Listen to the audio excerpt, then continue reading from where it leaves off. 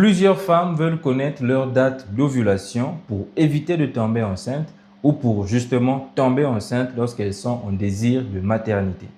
Aujourd'hui, je vais vous montrer une méthode simple, étape par étape, avec des exemples concrets pour vous aider à le faire vous-même. Nous allons voir dans cette vidéo quelques rappels sur l'ovulation. Nous verrons par la suite comment calculer la date de votre ovulation en se servant de la méthode du calendrier. Nous verrons 3 exemples concrets pour une meilleure compréhension. Et enfin, je vous donnerai mon conseil là-dessus en tant que médecin. Restez bien jusqu'à la fin pour tout comprendre et n'hésitez pas de poser vos questions en commentaire. C'est parti! L'ovulation, en fait, c'est la période où l'ovaire de la femme va libérer un ovule. Et cet ovule-là peut être fécondé par un spermatozoïde pour donc donner une grossesse.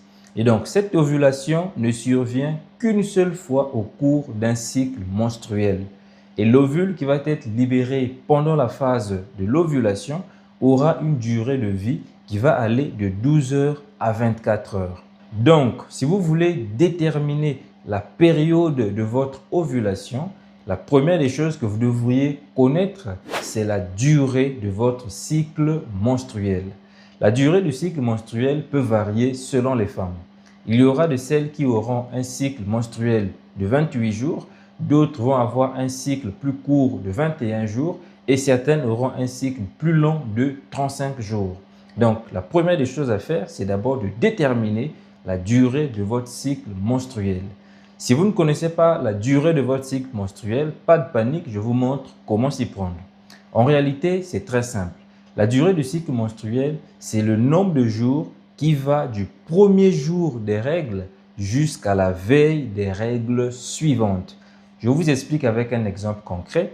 Pour une femme qui a par exemple eu ses règles le 4 mars 2025 et qui a eu ses prochaines règles, je donne un exemple comme ça, le 25 du même mois, alors la durée du cycle menstruel de cette femme va aller du premier jour des règles, donc le 4, jusqu'à la veille des règles suivantes.